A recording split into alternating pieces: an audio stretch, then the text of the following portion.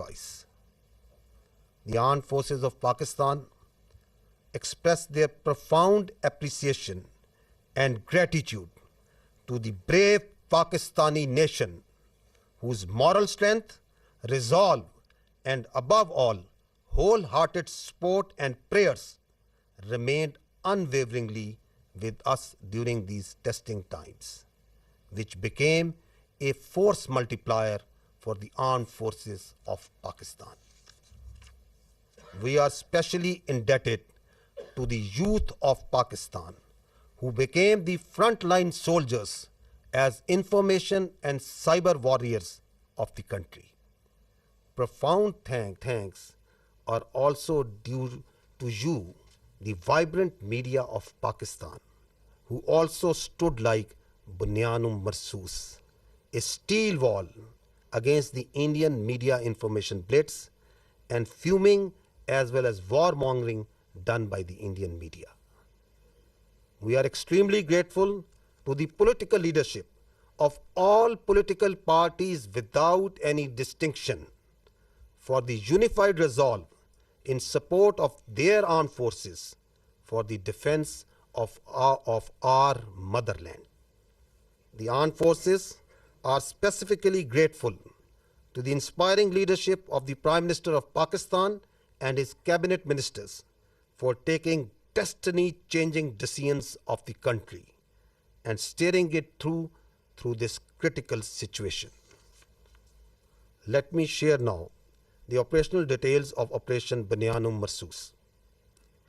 Ladies and gentlemen, Pakistan's response was a textbook demonstration of integrated tri-services jointness enabled by real-time situational awareness, network-centric warfare capabilities, and seamless multi-domain operations. This synergy across air, land, sea, and cyber domains allowed for precision engagements, overwhelming lethality, and rapid tempo. All platforms operated in synergy, delivering coordinated effects at carefully selected decisive points. Using precision-guided long-range Fateh series missiles F-1 and F-2 of Pakistan Army, precision munitions of Pakistan Air Force, highly capable long-range loitering killer munitions, and precision long-range artillery. 26 military targets as well as facilities that were used to target Pakistani citizens and those enterprises that were responsible for fomenting terrorism in Pakistan were engaged in Indian illegally occupied Jammu and Kashmir and also mainland India. The targets included Air Force and aviation bases at Suratgarh, Sirsa, Bhuj, Nalia, Adampur, Bhatinda, Barnala, Halwara, Avantipura, Srinagar, Jammu, Udhampur, Mamoon, Ambala, and Pathankot, which all sustained major damages. BrahMos storage facilities at Beas and Nagrota were also destroyed, which had fired missiles on Pakistan, killing innocent civilians, our flower-like children, our ladies, and our elderly. S-400 battery system at Adampur and Bhuj was also attacked by our proud Pakistan Air Force. Military logistic and support sites which helped sustain this unlawful operation against innocent Pakistani civilians, like Field Supply Depot at Uri and Radar Station at Poonch, were also targeted. Military command headquarters, which helped plan the operational killing of our innocent citizens, especially the children, including 10th Brigade and 80 Brigade at KG Top and Nushaira, were also destroyed. Facilities which harbored, train, and capacitate proxy elements that perpetrate terrorist attacks inside Pakistan, which kill innocent civilians, were specifically identified and destroyed. These include intelligence fusion support units and its forward field elements at Rajouri and Nowshera. Across the line of control, military elements including headquarters, logistic bases, artillery position and posts that had caused civilian casualties in Azad Jammu and Kashmir through unprovoked artillery and small arms fire were relentlessly targeted and heavily damaged until they raised white flags and asked for restraint.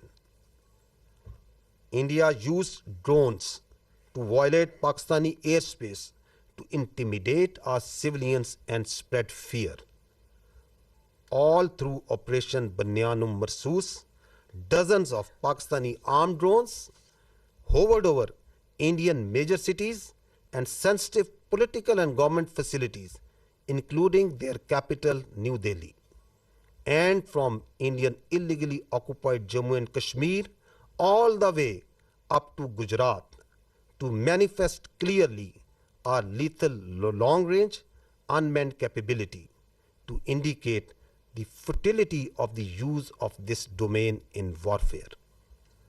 Pakistan Armed Forces also carried out comprehensive and effective cyber offensive to temporarily cripple and degrade critical infrastructure and services that were being used by Indian Armed Forces to sustain their operations. Let me tell you that Pakistan Armed Forces possess an adequate suite of very sophisticated niche military technologies, only some of which were used with restraint in this conflict, and there are many more such capabilities being kept as future surprises. Despite all this, let me say that compared to Indian relentless provocations, Pakistan's military response has been precise, proportionate, and still remarkably restrained. It was carefully calibrated to avoid civilian casualties and has exclusively targeted those entities and facilities which were directly involved in orchestrating and executing cold-blooded killings of Pakistani civilians and those carrying out terrorist attacks inside Pakistan. We must also inform you that Pakistan also sustained an abnormal and immediate spike in Indian-sponsored terrorism across Khyber Pakhtunkhwa and Balochistan while we were busy in operations on the Eastern Front. This vindicates that India is directly involved in fomenting terrorism in Pakistan, and its proxies were fully operationalized during this time to distract our attention. Pakistan Armed Forces are resilient, and simultaneously with the conduct of Operation Banyan Marsoos, we carried out most effective counter-terrorism operations in the western region without any pause. Operation Banyan Marsoos has been a great example of coming together of all elements of national power with overwhelming support of Pakistani public to effectively counter the threat to our national sovereignty and integrity and the threat to our great motherland. No one should have any doubt that whenever our sovereignty would be threatened and territorial integrity violated, the response would be comprehensive, retributive, and decisive. Pakistan Armed Forces thank and salute the Pakistani nation for its courage, resilience, and national fervor during this conflict. Let me finish with the Quranic verse from the Surah Anfal. وَيَمْكُرُونَ وَيَمْكِرُ اللَّهُ وَاللَّهُ خَيْرُ الْمَاكِرِينَ. They plan and Allah plans, and Allah is the best of planners. Pakistan Zindabad, Afaj Pakistan Paindabad. Now, ladies and gentlemen, I will read out this statement in Urdu for our citizens of Pakistan in general. Bismillahir Rahmanir Rahim. آج میں آپ کو پاکستان کی مسلح افواج کے operation بنیان و مرصوص کی کارروائی اور اس کے نتائج سے آگاہ کرنا چاہتا ہوں، جو بھارت کی بزدلانہ فوجی جارحیت کے جواب میں کیا گیا۔ یہ حملے 6 اور 7 مئی 2025 کی درمیانی شب شروع ہوئے، جن کے نتیجے میں معصوم شہری، جن میں خواتین، بچے اور بزرگ شامل تھے، شہید ہوئے۔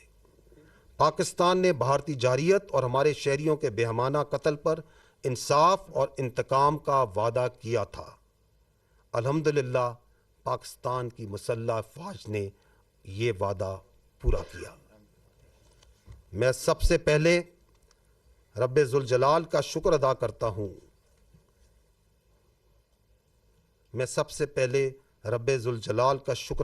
ہوں جس کی بے پایاں رحمت، نصرت اور مدد ہمارے ساتھ رہی۔ اللہ تعالیٰ نے مومنوں کو حکم دیا ہے کہ جب ان پر ظلم ہو تو وہ جواب دیں۔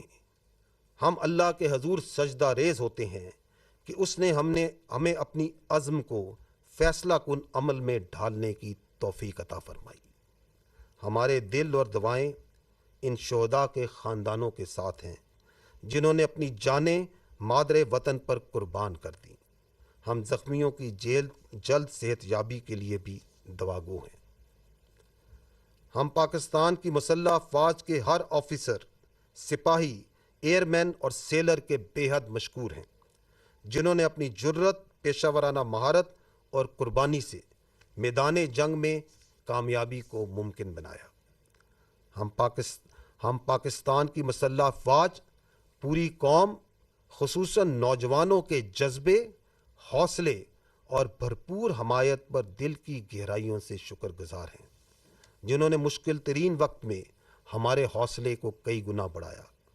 ہم پاکستان کے ان نوجوانوں کے بھی مقروض ہیں جو سائبر اور انفارمیشن کے محاذ پر صف اول کے سپاہی بنے۔ ہم پاکستان کے متحرک اور بہادر میڈیا کے بھی شکر گزار ہیں، جنہوں نے بھارت کے پروپیگنڈا اور جنگی جنون کے خلاف بنیان و مرصوص یعنی ایک آہنی دیوار کی طرح کھڑے ہوئے۔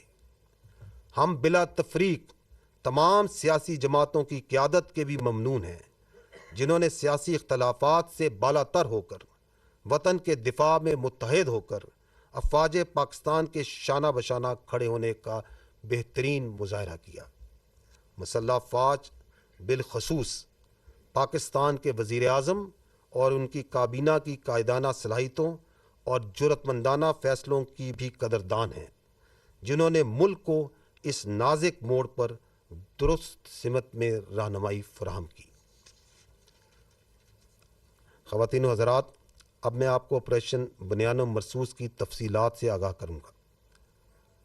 پاکستان کا جواب ایک نصابی نمونہ تھا، جس میں تینوں افواج کی مکمل ہم آہنگی کے ساتھ حقیقی وقت پر صورتحال کی آگاہی، نیٹ ورک سینٹرک وارفیئر اور ملٹی ڈومین آپریشنز کی مکمل صلاحیت بروئے کار لائی گئی۔ زمین، فضا، سمندر اور سائبر سپیس میں مکمل ہم آہنگی سے اہم اہداف کو تباہ کیا گیا۔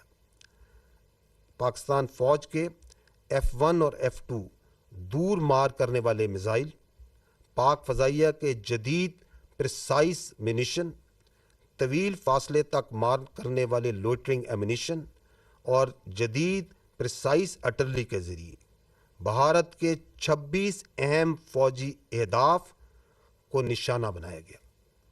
وہ تنصیبات جو پاکستانی شہریوں کو نشانہ بنانے کے لیے استعمال ہوئیں، اور وہ تنصیبات جو پاکستان میں دہشت گردی کو فروغ دینے میں استعمال ہوتی ہیں، اور ان تنصیبات کو نہ صرف بھارتی غیر قانونی زیر تسلط جموں و کشمیر میں بلکہ بھارت کے اندر بھی نشانہ بنایا گیا۔ نشانہ بنانے والے فضائی اور ہوائی اڈوں میں ایئر فورس اور ایویشن بیسز سورت گڑھ، سرسا، بھج، نالیا، آدم پور، بھٹنڈا، برنالہ، ہلواڑہ، اونتی پورہ، سری نگر، جموں، ادھم پور، مامون، امبالہ اور پٹھان کوٹ شامل تھے۔ بیاس اور نگروٹا میں موجود براموس میزائل کے ذخائر جو پاکستانی شہریوں پر حملوں میں استعمال ہوئے، ان کو تباہ کیا گیا۔ S-400 ایئر ڈیفنس سسٹم کو پاک فضائیہ نے بوجھ اور آدم پور میں نشانہ بنایا۔ اڑی میں فیلڈ سپلائی ڈیپو اور پونچھ میں ریڈار سٹیشن جیسے لاجسٹک اور سپورٹ مراکز کو بھی نشانہ بنایا گیا۔ کے جی ٹاپ اور نوشہرہ میں موجود 10 بریگیڈ اور 80 بریگیڈ کی کمانڈ تنصیبات کو بھی تباہ کیا گیا۔ یہ وہ تنصیبات ہیں جہاں سے بلا اشتعال فائرنگ کر کے معصوم بچوں اور عورتوں کو نشانہ بنایا گیا۔ راجوڑی اور نوشہرہ میں موجود ملٹری انٹیلیجنس کی یونٹیں اور ان کے فیلڈ عناصر جو پاکستان میں دہشت گردی میں ملوث پراکسیز کو سپورٹ دیتے تھے، ان کو بھی ختم کیا گیا۔ لائن آف کنٹرول کے پار وہ تمام آرٹلری، لاجسٹک اور پوسٹیں جو آزاد جموں اینڈ کشمیر میں سویلینز پر فائرنگ کرتی تھیں، ان پر شدید اور مسلسل جوابی کارروائی کی گئی، یہاں تک کہ انہوں نے سفید جھنڈے اٹھا لیے۔ بھارت نے ڈرونز کے ذریعے پاکستانی فضا کی خلاف ورزی کی تاکہ عوام میں خوف پھیلایا جا سکے اور ان کو ہراساں کیا جا سکے۔ اس کے رد عمل میں آپریشن بنیان و مرصوص کے دوران پاکستان کی مسلح ڈرونز بھارت کے بڑے شہروں انکلوڈنگ دارالحکومت نیو دہلی اور اللیگلی آکوپائڈ جموں اینڈ کشمیر سے لے کر گجرات تک مسلسل پرواز کرتے رہے، تاکہ پاکستان کی صلاحیت کا نہ صرف اظہار کیا جا سکے اور بلکہ یہ بتایا جا سکے کہ اس ڈرونز کے ڈومین کا موجودہ وارفیئر میں کوئی فائدہ نہیں۔ پاکستانی افواج نے بھرپور سائبر حملے بھی کیے، جن کے نتیجے میں ان بھارتی اہم مواصلاتی اور انفراسٹرکچر نظام کو مفلوج کیا گیا جو کہ بھارتی افواج کے استعمال کر رہی تھی۔ یہ یاد رہے کہ پاکستانی افواج کے پاس ایسی کئی جدید جنگی صلاحیتیں موجود ہیں جن کا کچھ کا استعمال اس تنازع میں محدود سطح پر کیا گیا، اور کئی صلاحیتیں آئندہ کے لیے محفوظ رکھی گئی ہیں۔ ان سب اقدامات کے باوجود میں واضح کرنا چاہتا ہوں کہ بھارت کی مسلسل اشتعال انگیزی کے مقابلے میں پاکستان کا رد عمل نہایت درست، متوازن اور محدود نوعیت کا رہا۔ ہر ہدف جو ہمارے معصوم شہریوں کے قتل یا پاکستان میں دہشت گردی میں براہ راست ملوث تھا، ان کو احتیاط سے نہ صرف منتخب کیا گیا بلکہ انشور کیا گیا کہ عام شہری متاثر نہ ہوں۔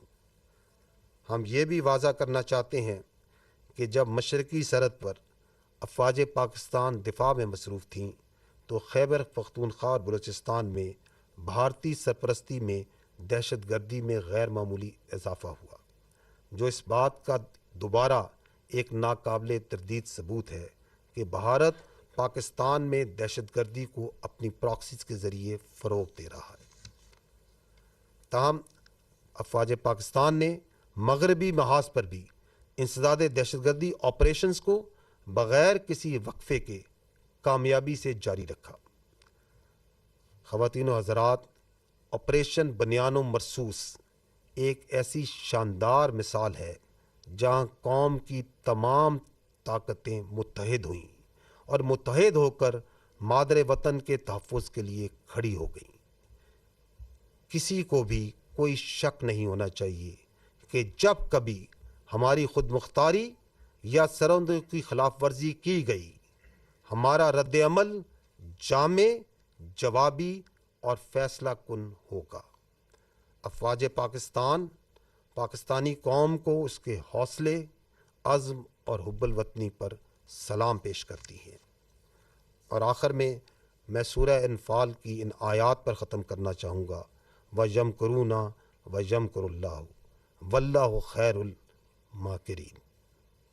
وہ تو اپنی تدبیریں کر رہے تھے اور اللہ اپنی تدبیر کر رہا تھا، اور وہ سب سے مستحکم تدبیر کرنے والا ہے۔ پاکستان زندہ باد، افواج پاکستان پائندہ باد۔ اب میں آپ کو اس آپریشن کی مزید جزیات سے آگاہ کرنے کے لیے آپ کی توجہ اسکرین کی جانب مدبول کرانا چاہوں گا. كم من فئة قليلة غلبت فئة كثيرة بإذن الله. And the translation reads, how many times it happened that a smaller force vanquished a bigger force by the will of Allah. History has proven that the complete nation and its armed forces have always stood together with all their might against any act of aggression. Alhamdulillah, we have the will, capacity and capability to protect our sovereignty and territorial integrity. And we are all well aware of the ways and means to do it. Our forefathers, they have sacrificed immensely, and we have sacrificed a lot for the creation of this country.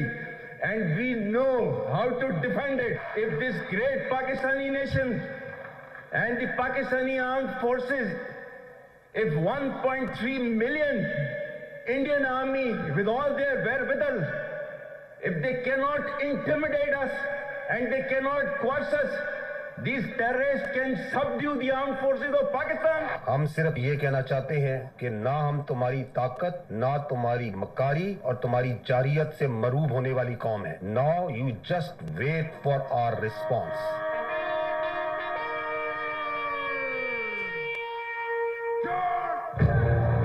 Bismillahirrahmanirrahim. Today on 10th May, at the time of Fajr, we have given a strong punch to our enemy. Alhamdulillah. Today is 10th May 2025 and this is a smashing response to a coward enemy and it will inshallah continue.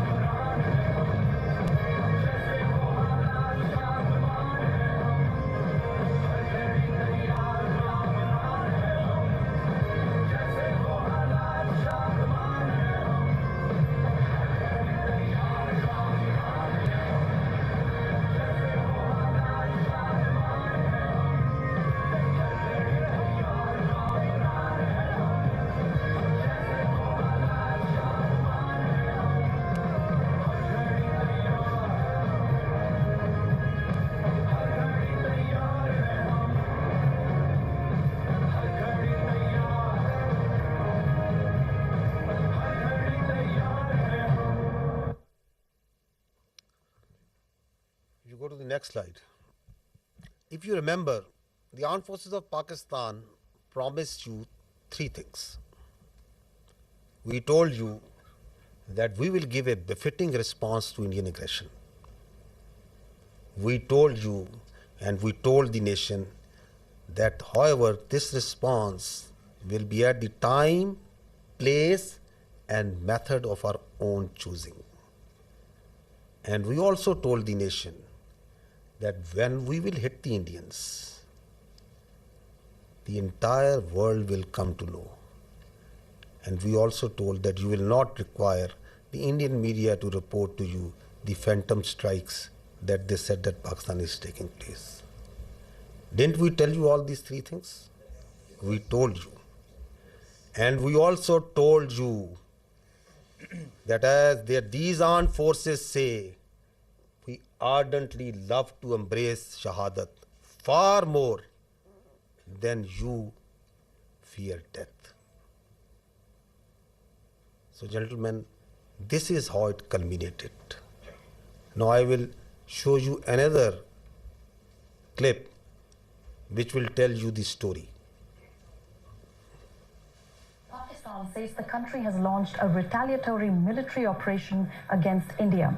Operation Bunyan-ul-Marsus, which translates to a firm wall of lead, is targeting military facilities in India. We have seen this pattern of strikes in the morning, then retaliatory strikes at night. It is hard to imagine from this moment where I stand that New Delhi won't want to respond. Pakistan's army said an eye for an eye. It's claimed that the counter-offensive is ongoing and that it's targeting air bases in India from which missiles had been launched. Just after morning fresh, there were series of loud explosions were heard across Jammu and Kashmir, including Uri, Nagrota, Jammu, Udhampur, as well as the major cities of Srinagar and Jammu. Pakistan decided to launch a massive retaliation that included fixed-wing aircraft as well as drones and also cyber attacks. They take 8 air bases inside of India and Indian-controlled Kashmir. Important distinction, these are India proper as well as in Indian-controlled Kashmir. And those air bases, one of them they say that they've hit a sophisticated air defense system, and another one that they say that they've taken out a missile storage tank. Pakistan's military says the strikes are in retaliation for what it calls Indian aggression. Islamabad claims it has hit multiple military targets near the line of control. Pakistan responded with a relentless, a massive barrage of missiles and rockets, they say, Pakistan says, into Indian military facilities, bases inside India, air bases, weapons storage, and along that disputed line of control in Kashmir against military bases there. They say that this, from the Pakistan perspective, their communications, how they were communicating with Secretary Rubio, that really put India on the back foot. It didn't know what had happened. India, according to Pakistan, reached out to Secretary Rubio, reached out to the Saudis, reached out to the Turks, reached out to others to find a diplomatic off-ramp, got engaged after that onslaught in diplomacy, but telling the mediators that they were going to go on a pause on the Indian side. घबराहट एक तो लोगों की नजर आ रही है क्योंकि तमाम एयरबेस ध्वस्त होते हुए नजर आ रहे हैं, आग के गोले में बदले हुए नजर आ रहे हैं।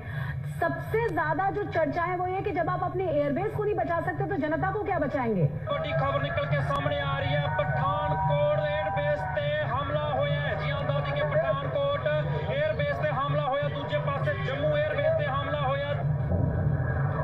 ये पाकिस्तान की साइड से है, देखिएगा। अब हमें आवाज़ से ही पता लग जाता है, जो सीटी बजाता हुआ तेजी से आता है और हमारे करीब जोरदार आवाज़ के साथ फटता है, वो पाकिस्तान की तरफ से फेंका गया, पुंछ पर फेंका गया। देखिए उन्होंने जो किया है, पठानकोट, पठान हमारा आगे का, आगे जिसको हम कहें एडवांस एयरबेस है, बहुत है।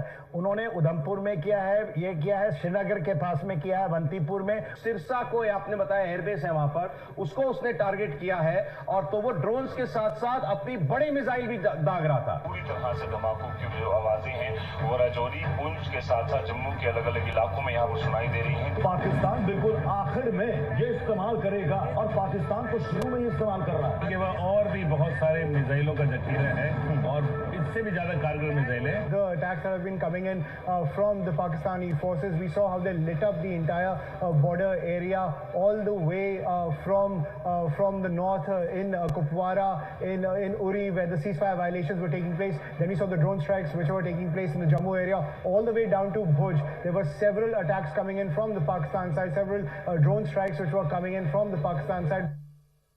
So again, remember and see that didn't the whole world hear and report? Because that's what we promised. Your armed forces promised and delivered that. Now I would like to draw your attention to the next clip, that how the Indian Ministry of Defense itself reported this. Continued civilian provocations, carrying out aggressive actions employing multiple threat vectors all along the western border.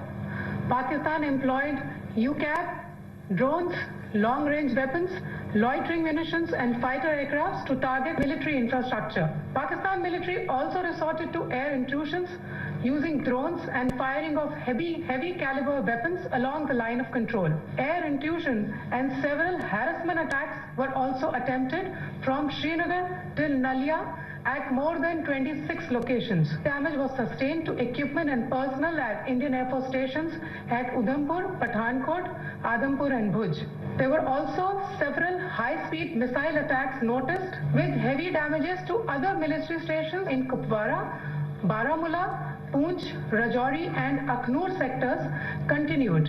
Indian Armed Forces reiterate their commitment to non-escalation, provided it is reciprocated by the Pakistan military. भारतीय सशस्त्र बल दोहराते हैं कि वे तनाव वृद्धि नहीं चाहते, बशर्ते पाकिस्तान भी ऐसा ही व्यवहार करे. So did you find even there from the Indian statements that did Pakistan attack anything other than military targets? No. Did any international media, even Indian media, what are they reporting? Precise targeting of the military installations, posts. We told you that we don't target civilians. Our religion does not allow us. Our culture does not allow us. Our professionalism of these armed forces doesn't allow us. That we will never target civilians. So they are even acknowledging that. And they are also saying that once they received the message, once they got the message, then who asked for non-escalation? Who requested that they want non-escalation, that the things should go down? So it's for all to see.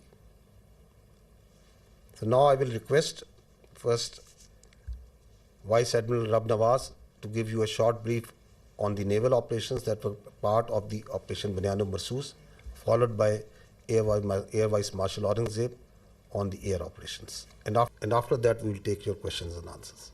Thank you. Thank you, sir. Ladies and gentlemen, I'll very briefly talk about the role of Pakistan Navy in the defense of Pakistan during this particular crisis.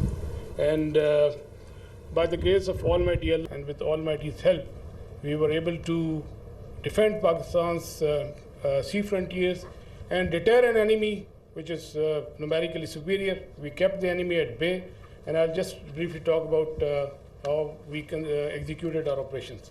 So essentially, protection of Pakistan's maritime interests in seaworld defense, that is the task of the Navy. And Alhamdulillah, with the help of Almighty Allah, we were able to do that. On any given day of the year, we maintain perpetual readiness.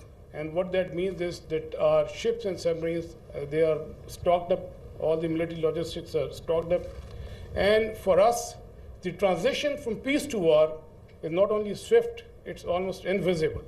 And when this false flag thing happened in the Indian illegally occupied Jammu and Kashmir, we immediately mobilized and we completed the operational deployments of Pakistani Navy fleet units and also the coastal command units in a matter of hours. Our submarines, our ships and aircraft They were in their respective areas where they were supposed to be, and we were ready to thwart any aggression from the sea. And go on to the next slide. Ladies and gentlemen, maritime domain awareness, that is essentially to know what is happening in your area of interest. That is critical for the naval operations. And I'll just briefly talk about that, because to generate any response, you need to be aware of the happening in your area of responsibility. And we were maintaining 24/7 vigil at sea. And click, aage jaye. Okay.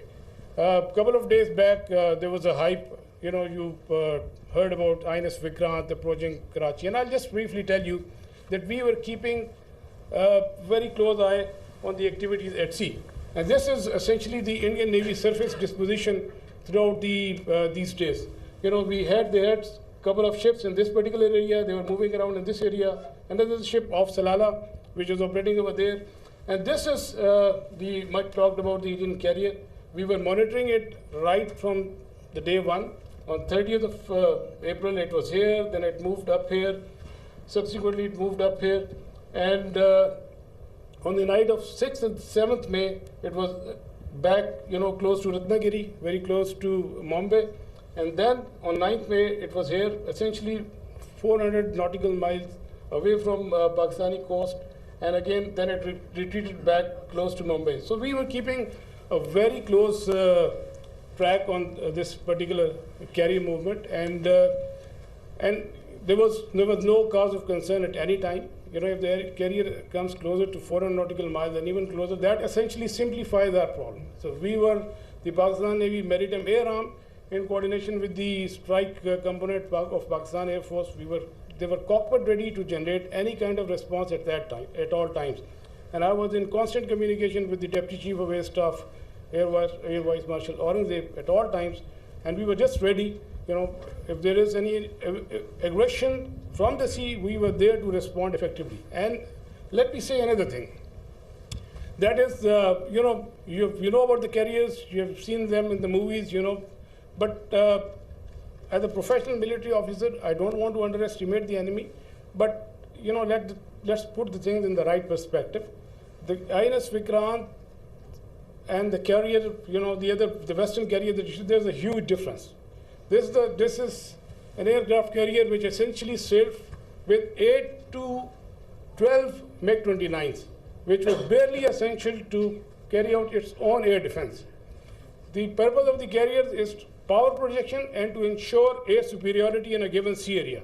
So with this, less said the better. This is simply not possible, and the Indian Navy exactly knew this, and that is precisely why on the 9th of 6th and 7th, when they carried out this cowardly attack on the civilians, they moved this carrier to the safety of their own coast, well away from Pakistan's strike capability, close to this Ratnagiri area. And again, on the night of 9th and 10th, it was moved very close to the Mumbai. It was essentially 17 to 20 nautical miles off Mumbai. But we were keeping a track. We were fully aware of their movements in this area, and we were always ready to generate a response in coordination with the Air Force, especially in case of the aircraft carrier.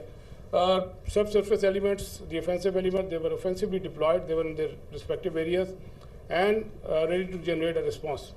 And also, you might have seen this footage. We were not only in the surface domain, but we were essentially effectively monitoring their air surveillance things. And because of the operation security reason, I'll not talk much about how we did that, but we were keeping an eye on this particular activity as well. And likewise, in the subsurface domain, our anti-submarine warfare vigilance was all-time high. We were monitoring the movement of their submarines when they left their shores, and we exactly, had an idea where they would be, and we had our ASW surveillance and suppression effectively going on at all times. Likewise, another component of Pakistan Navy's responsibility is the defense of the Creek area, we had our coastal command units deployed over there in close coordination with headquarters 5 Corps elements, Pakistan Army elements, and they were poised to defend this particular area in case of any aggression from the south. Another important component is the protection of ports and harbors. You have just heard the DGISPR talked about the subconventional threat that we witnessed. There was a surge in other part of the country, and we were, there were real-time apprehension that there may be a surge. So we ensured the protection of all ports and harbors of Pakistan, and coastal command elements, they effectively played a very, very important role in this. And just to mention that on the night of 6 and 7, when they carried out the attack on Pakistan, we were fully ready to respond to any aggression from the sea. We were just ready, and but the enemy chose not to come over. It was essentially not a matter of choice. I would say it was a matter of compulsion, because enemy fully understood the cost it would have incurred had it ventured from the sea. And likewise, वापस जाइएगा, go back please, go back. And a few words about the missile threat that you have talked about. You must have heard the enemy missile attack. We were keeping a very close eye on enemy deployment in this area, from where they can potentially launch a missile threat towards Karachi. We were fully aware, and we had our response ready to in that eventuality. And go on to the next slide, please. Ladies and gentlemen, all operations, whatever we do in the military domain, they are to create certain effects.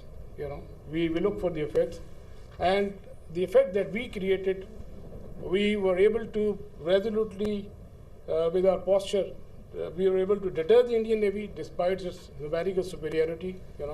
Number of times have more assets and more forces, and with an annual budget of like $13 billion. So Pakistan Navy, with its potential, with its posture, with its capability, was effectively able to deter the Indian Navy from doing any venture from the sea, alhamdulillah. And that is very, very important. That is essentially the job of the Navy, to ensure that the free flow of trade continues. That's the backbone of the economy. Our 95% of trade is through the sea. Alhamdulillah, we were able to ensure that the shipping continues, the free flow of trade was ensured, and we were able, all our ports and harbors, they remained open. And you can Google yourself. So what was the case on the other side? You can Google about Kanda and Mandra, and there was some disruption, but that you can check for yourself. But alhamdulillah, we were able to effectively ensure this. Next. We had a wonderful inter-services synergy, very effective communication, and like I said, I was in constant touch with the DGMO and the Deputy Chief of Air Staff Operations. At all times, we fully coordinated our operations, and alhamdulillah, and I think that's really successful for execution of maritime operations. Aage chale. Alhamdulillah, we came up to the national expectations. We ensured defense of Pakistan's maritime frontiers, and we were able to deter the enemy from any adventurism from the sea. And ladies and gentlemen, let me tell you that we remain ever ready to thwart any aggression from the sea at all times. So we will keep our guard. We always keep our guard, and inshallah we will keep our guard in days to come. And last but not the least, I'll end my presentation that the next time when you think of Pakistan Navy and the silent guy, please remember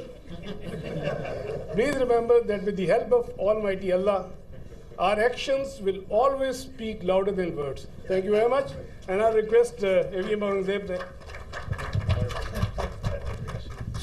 So the Indians didn't choose to come on the sea. Now you understand why.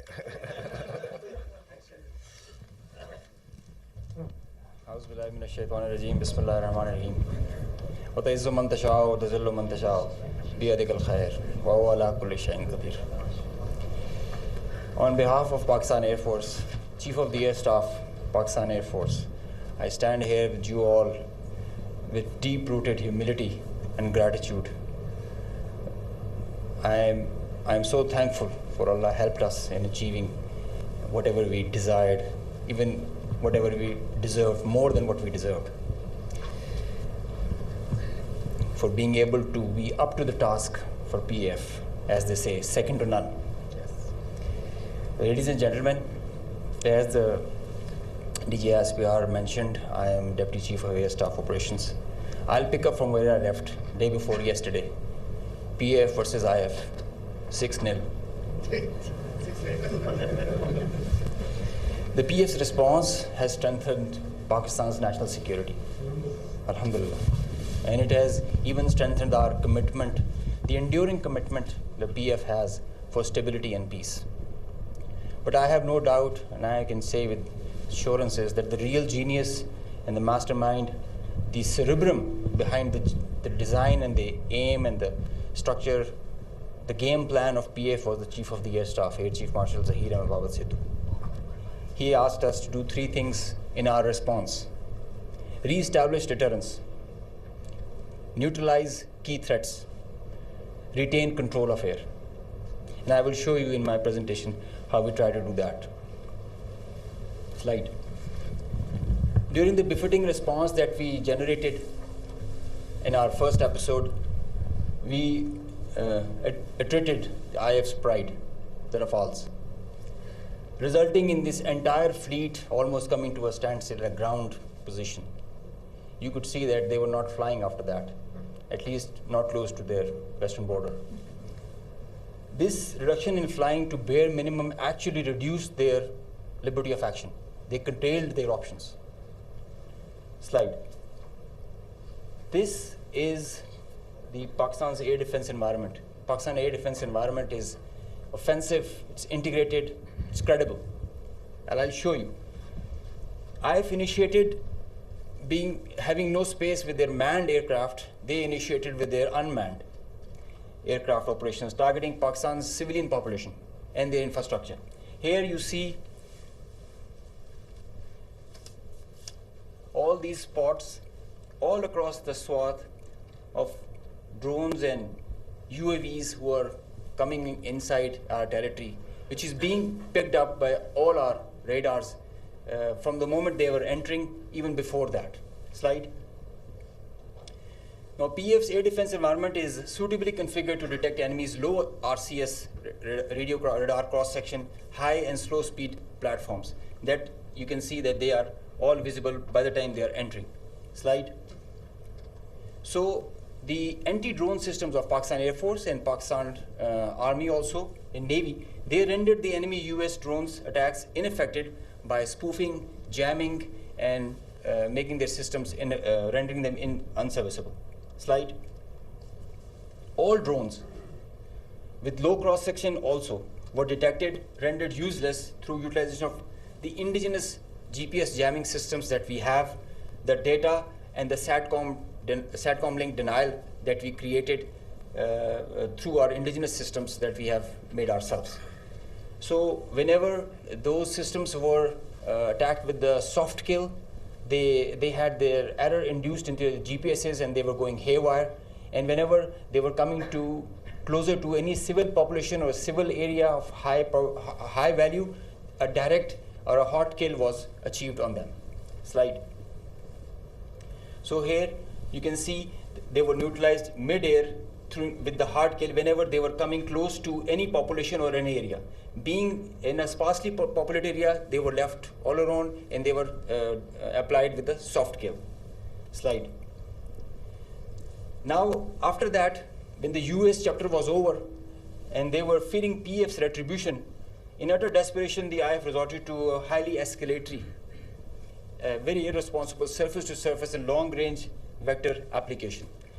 You can see this is Suratgarh and this is our base Rafiki. This is our eastern border, and you can see the BrahMos, high-speed BrahMos, traveling almost at 3,000 kilometers per hour who are going over there and coming, numerous, one after another.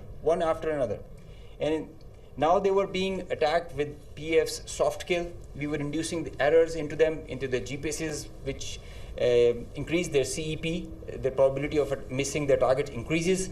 And hard kill was also achieved. Here you see one of the US has gone, if by the end of the slide you will see one of the US has overshot the target and gone ahead. This is the radar picture. You can see that they are going, this BrahMos will miss the target and will go ahead and fall in some no man's land. And they are being, one after another, they are coming back, crossing the borders. They are being picked, they are being picked as soon as they are being launched. So real-time launch, mid-flight and terminal phase of all SSM, PF has the capability. Our air defense system, as I just mentioned, is very offensive, integrated, and credible. So here you see that they are being launched from Bhuj area. This is the southern part of the country. And this is our airfield Bhulari. You must have mentioned, you have seen there were a lot of mention from our counterparts. Here you see this BrahMos is coming. It's almost reaching the target, and you'll see when we will apply the soft kill, look what happened to it. It moved left and then disappeared towards the ground. This is the radar evidence that we have, that there so many of their vectors missed the targets. A lot of them did make, because they were throwing like hundreds of them. Next slide.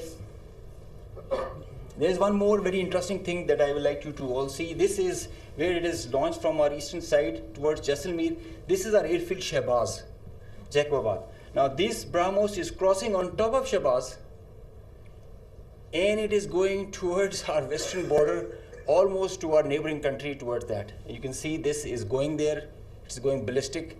Now they are not even threatening their neighbor, they are threatening the regional stability of the whole continent and the larger area.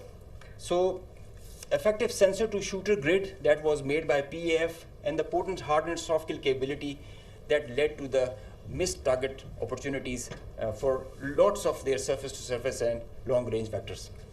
Slide. Now this is another thing that I want you to all to see. This is a launch of a high speed projectile that has been launched from their area surrounding Adampur. Now these are the vectors where our radars are picking them, and it is disappearing short of Amritsar area within their own territory. This is the most absurd kind of a targeting psychology or practice that you would see, that you are not only targeting neighboring countries to your enemy, if they consider it, and your own people as well, jeopardizing their safety. This is the high-speed project impacting within own territory, and we have other pictures for that also. This is the repeat occurrence that happened the other night also. Slide. Now the PF's response, I would like you all to pay attention to that, because this is kind of a dizzy slide, but I will go one by one so that it's all clear. PF's response, PF's effective spectrum warfare, which supplemented the kinetic ops that we envisaged to take. The integrated, seamless, synchronous utilization of EW, cyber, and space domains, coupled with the synergetic all-domain offensive response, which orchestrated following a very intricate targeting mech, the mechanism that we undertook to engage the targets, of swift, calibrated, effect-based approach to operations, which was undertaken across complete swath of the Indian Western Front. Now you have seen in the video montage that the whole border was exposed by PF and our armed forces. So starting from the north across LOC till Kandla, with targets including airfields, ammo dumps, as far and as deep as Delhi.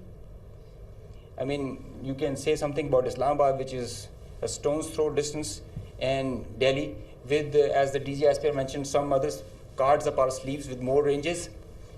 The Barnala C2 center, which is the heart of their IACCS, and other airfields, Nalia Bhuj and Kandla, as they mentioned, you can see, Google it also so that you can see the effects. PF's hypersonic missiles, unmanned force, standard weapons, and long-range vectors all were on the menu for the multi-domain operations that we undertook. So PF's utilization of niche and disruptive capabilities struck deep inside the enemy. And there were like hundreds of drones that were there. Hypersonic, engaged targets, deep, precise, lethal, destructive. Slide. Just go back. I will explain the slide that is coming ahead. So our aim was to achieve ascendancy in effects so that we manage the escalation. Throughout the conflict of whatever length it was, we had the escalation management at our side. So within a short span of time of a couple of hours, we had really saturated our friendly neighborhood. Next slide. This much talked about S-400 threat. As I mentioned that we were giving special attention to the Rafales in the air, so we gave our remaining part of our attention to the S-400 on ground. Now identifying S-400, attacking them is a easier part than identifying it on ground because it is mobile, it's a high value thing, and you guard it. It's kind of a center of gravity. So we were tracking through our satellite imagery well before the hostilities, as we usually do. So we had pinpointed S-400. As you can see, we knew that this is parked. It's cheeseboard radar, and the other part of the radar, the other constituents of the whole S4 battery. Slide. These coordinates, go back. These coordinates were ortho-rectified by our space department, so that you have a very precise engagement. Whenever you are throwing and employing long-range vectors, you really need very precise coordinates so that you don't miss. So S-400 was at Adampur was targeted like that. Next. As I mentioned, some niche technologies and capabilities were employed. So our loiter munition and killer drone strike at PF. At Udhampur, you can see this was their complex and command and control, magnified before and after. It's not there. Now these kind of pictures, loads of pictures are there for targets. So I need not to show them. They were saying it themselves, as you saw on the montage. So PF's response remained very effective, very potent, and very effect-based. Slide. Time and place of own choosing, displaying bold, aggressive, and unwavering resolve of military leadership. Now I must take a moment to mention what kind of a pressure you have when this kind of a conflict arises, and I must appreciate the leadership, both the Chief of the Army Staff and Chief of the Air Staff, both. They were both very resolute and very clear in giving instructions to all of us who are the players towards the Navy, Army, and the Air Force. And that is perhaps the reason we were so sure about it, what we have to do. In speed and direction, sometimes you have to prioritize direction more than the speed. So we had the correct directions to follow. Slide. With unprecedented reach, precision, lethality, while avoiding collateral, as we have seen in the video montage. PF hit maximum number of IF airfields in a single operational package since 1971, because they crossed the international border since that, so we had to do that. Slide. While re-establishing deterrence, Pakistan negated the setting of a new normal under the hegemonistic design of a supremacist regime through swift and effective response. Slide. On a closing note, from Pakistan Air Force, PF remains committed to ensure Pakistan's airspace sovereignty and pursue peace with strength. Thank you. So, ladies and gentlemen, after these presentations, you can understand that Army, Air Force, and Navy, the tri-service synergy that was exhibited, and all the three services acted jointly like one body.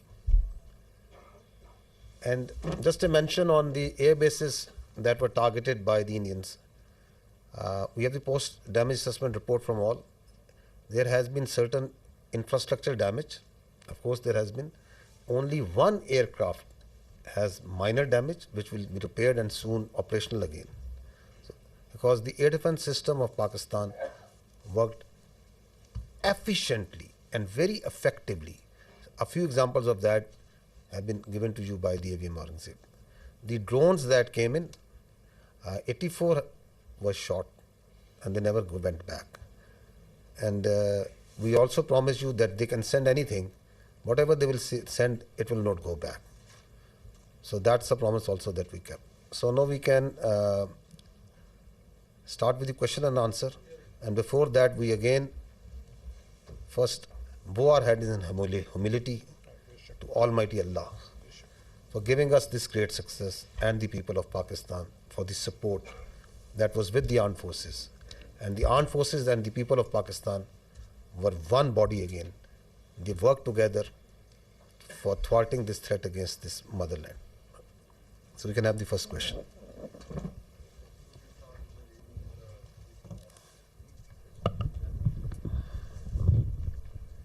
Thank you very much, sir. Thank you very much, sir. This is Sumaira Khan from Sama Television. And first of all, let me convey the pulse of the nation as well. They cannot reach you in person, every one of them, but the heart of felicitation is indeed with you from the masses of Pakistan, specifically youth, you mentioned very rightly. My question is, in that whole span of escalation, the Indian government had been issuing extremely provocative statements regarding initiation of war, and not just the government, but unfortunately their media was also, to me it seemed very war frenzy.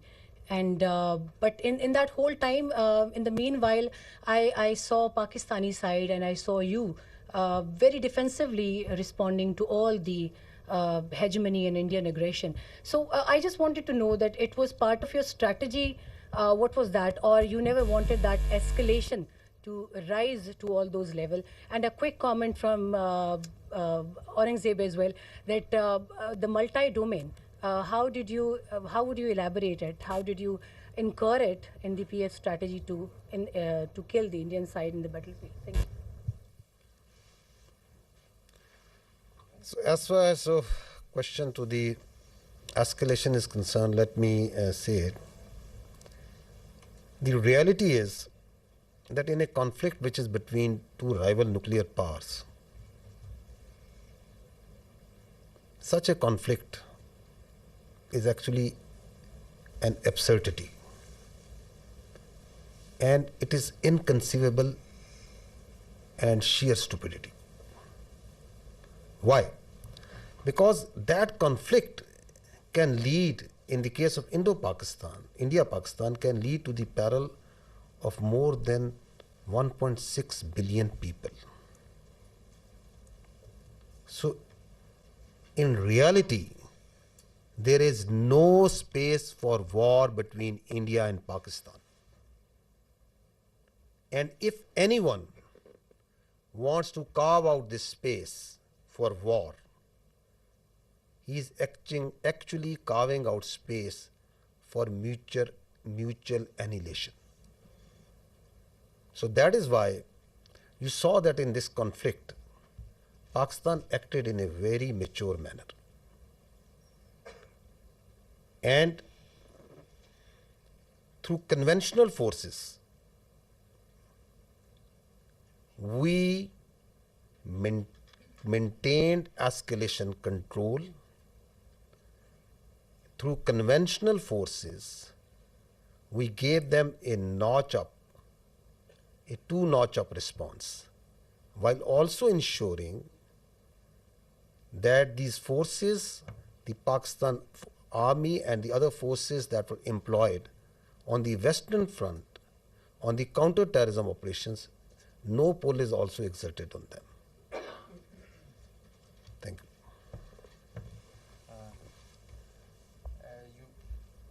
Can you hear me? You just asked regarding the multi-domain operations. It's a very, very good question because this is the buzzword nowadays. But it's not actually something in air.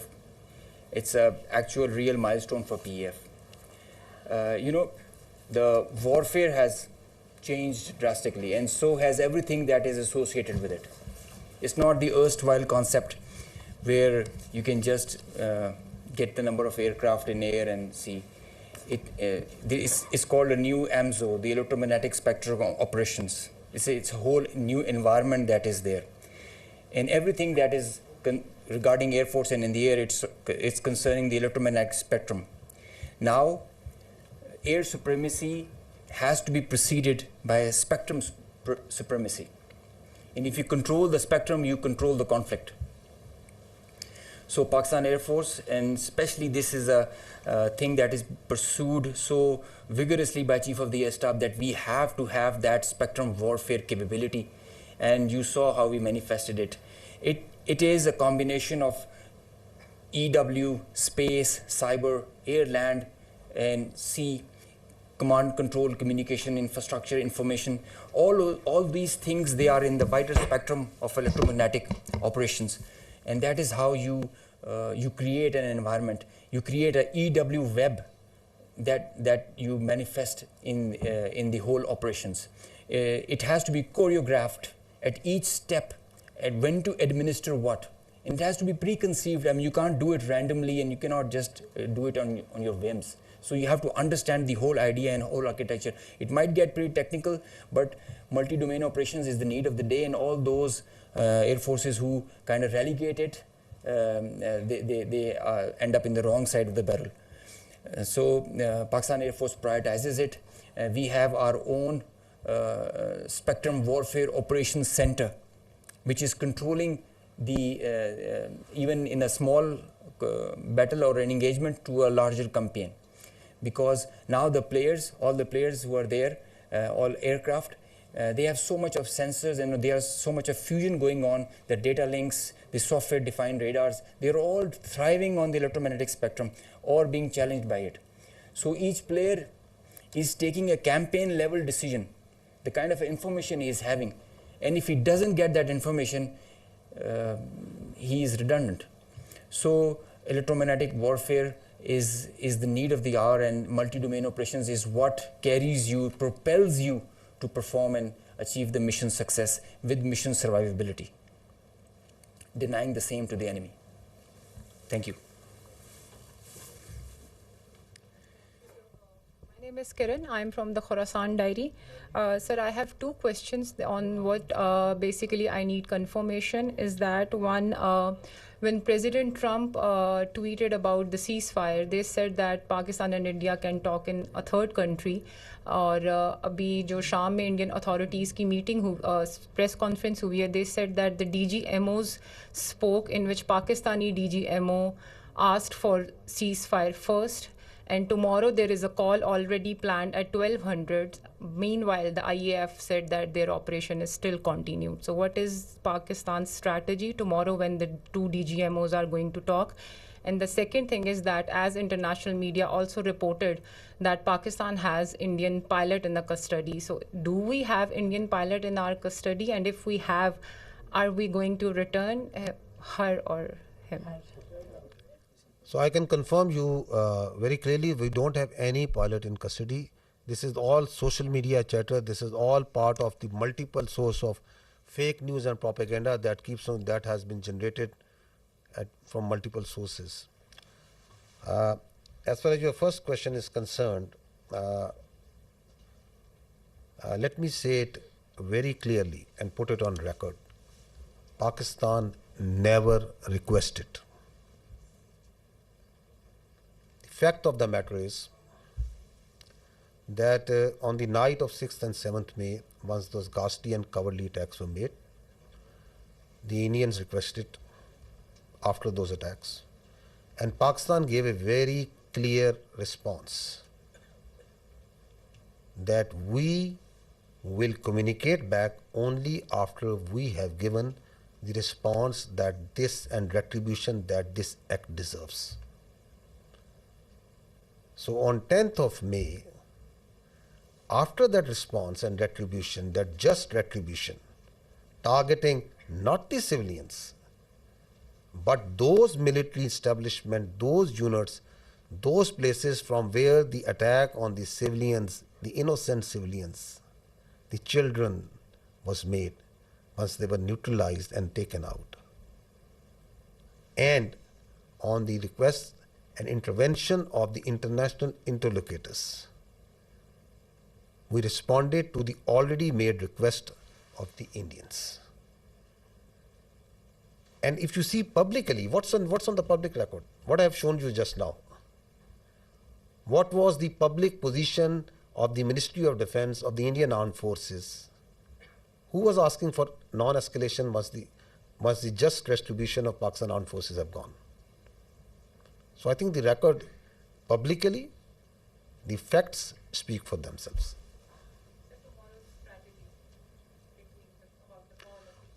You want me to make public that what strategy are we going to adopt?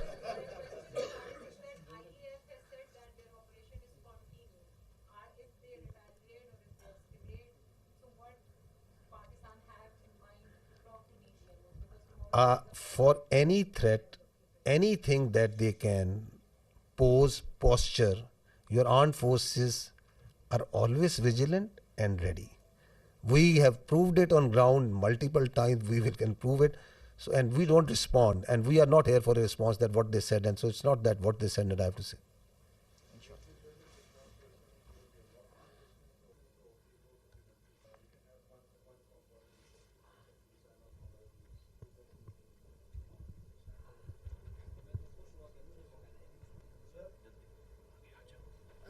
Thank you very much. Okay, I'll come to you after that. Thank you very much. Saima Shabir from Arab News. Sir, my question is related to tomorrow's meeting by DGMOs. Pakistan has declared the suspension of Indus Water Treaty as an act of war.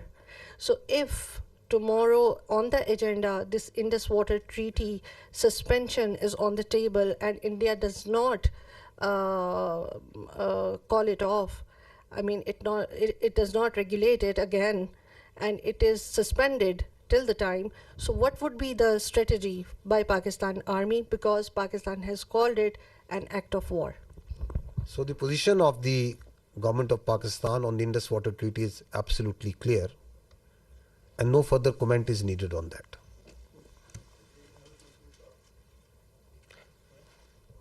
Our Turkish friend over here is raising his hands again and again. Skardu, okay.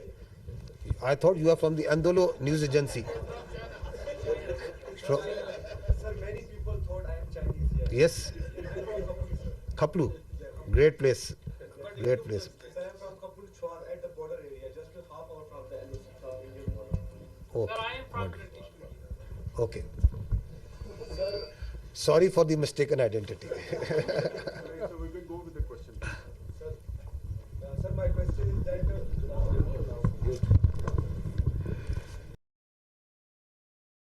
Ahmad Mansoor 24 news से ताल्लुक़ है। General साहब, हमारी जो forces की leadership है उसके लिए बहुत कुछ कहने को है, लेकिन मैं सिर्फ ये कहूँगा कि जो बॉडी लैंग्वेज स्ट्राइक्स आपने की हैं इस सारे कन्फ्लिक्ट में, उन्होंने भी बॉर्डर पर बड़ा कुछ हिला के रखा है।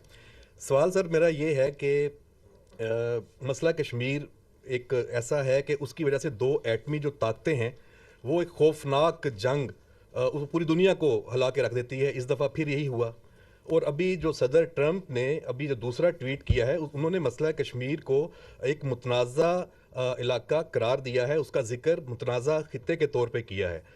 तो इंडिया तो इसको अपने तौर पे इसको गैर मुतनाज़ा कहे बैठा है, लेकिन क्या ये एक बड़ा नादर मौका नहीं है, सुनहरी मौका नहीं है पाकिस्तान के पास कि अब इस जो कन्फ्लिक्ट के तनाज़र में अब चूँकि दुनिया भी राब्ते में है, सबकी नज़रें हैं इस पे, तो पाकिस्तान दोबारा मसला कश्मीर को आलमी सतह पे लेके जाए, कोई इस मंतकी अंजाम इसका हो जाए? Kashmir remains central to the dispute between India and Pakistan. And peace between India and Pakistan will always elude till the time there is not the resolution of the Kashmir as per the United Nations resolutions, and as per the will of the people of Kashmir. So that is important to understand. Till that time that is not done, there cannot be enduring peace between India and Pakistan. So this military conflict has once again put Kashmir right as the flashpoint, which needs to be resolved, which needs to be as per the will of the people of the Kashmir. And you have alluded to the tweet and the international power, rightly understanding that this issue of Kashmir needs to be resolved. The problem here is that what we are seeing is, and I talked about it in my last press conference also, is that India continues to internalize this external problem. Kashmir is an external problem with Pakistan, India and the people of Kashmir. It is on the UNSC resolution. It's an internationally recognized dispute. And India is trying to internalize it. How? By trying to change the demography of Kashmir, by trying to change the legal status in violation of the UNSC resolutions and the international commitments that India has made, by the coercion and harassment of the people of illegally occupied Jammu and Kashmir, and multiple other actions, by the oppression that is going on and the just struggle of the people of Kashmir for their rights, and then on the pretext of law and order, on the pretext of terrorism, you are seeing what's happening even after Pahalgam in Kashmir. Houses of the people are being bulldozed, blasted. People are being taken into custody, and not in dozens but in hundreds and thousands. You have got so much security forces, so many intelligence people, so much state power put in that very small place. The rights of the people, the plight of the women, the plight of the children. So it's an international issue. Talk it out, find a solution which satisfies the will of the people. So that is what needs to be done as far as Kashmir is concerned.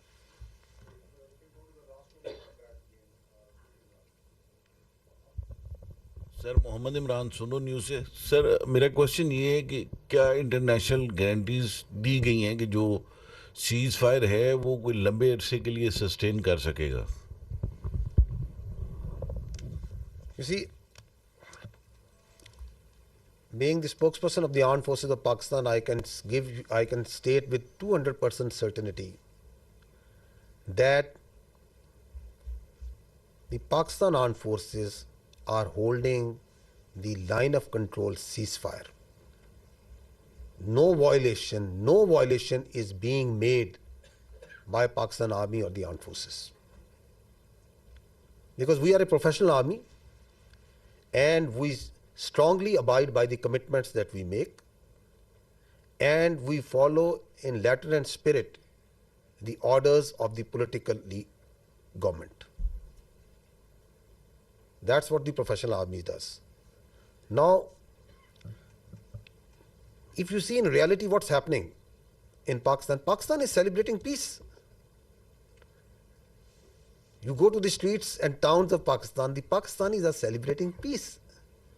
Does it make any sense for Pakistan to start violating the commitment that we made? It doesn't make any sense. Because we are a peace-loving nation. Peace within and without. However, if there is any aggression, we will respond, and we respond then.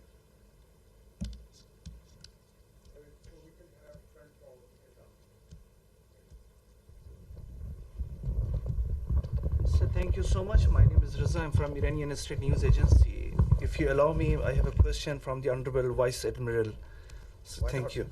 So we have seen the activities of the Navy before the escalation and the readiness. As the Indian Navy P-81 was being closely tracked and even seen on media, why Pakistan Navy decided not to shoot it down?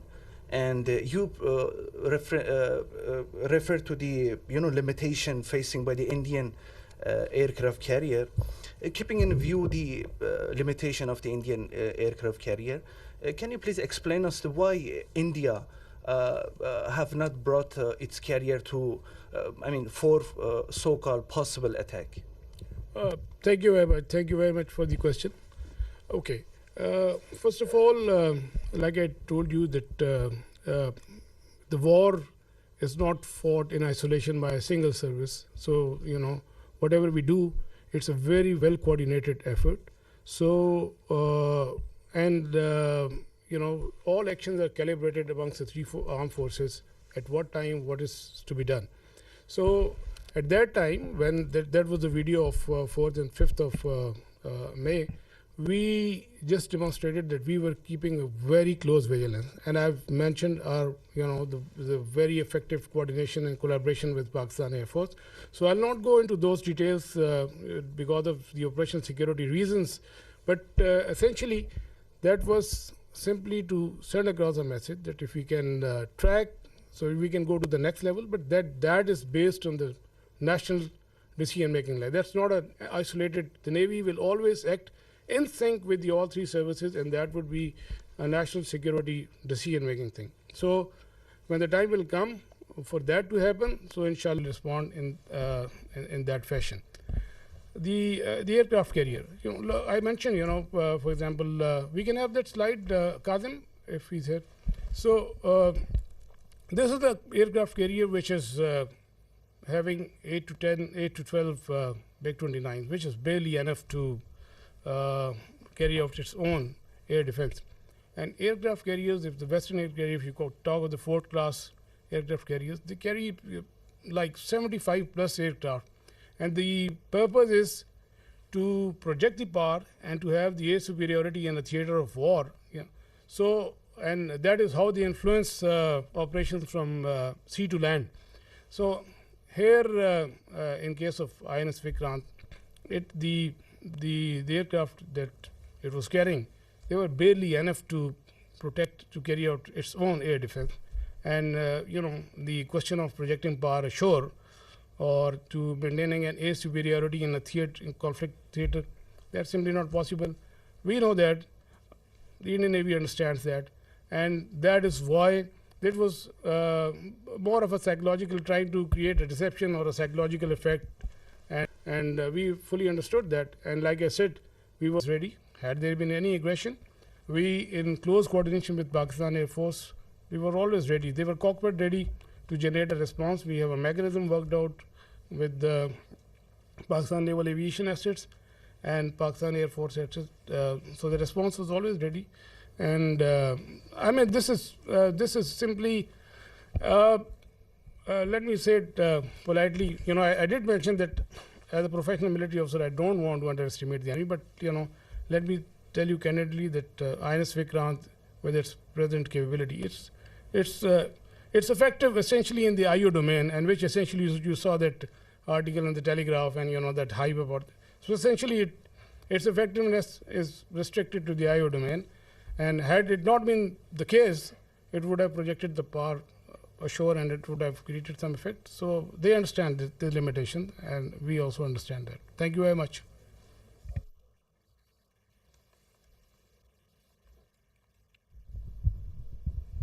जना साहब जी, खालिद महमूद जी, express TV से। जना साहब, Indian media ने जो 3 दिन में तूफ़ान बर्पा किया, उसको तो हम अच्छी तरह जानते हैं, उसका जवाब भी उनको दिया गया।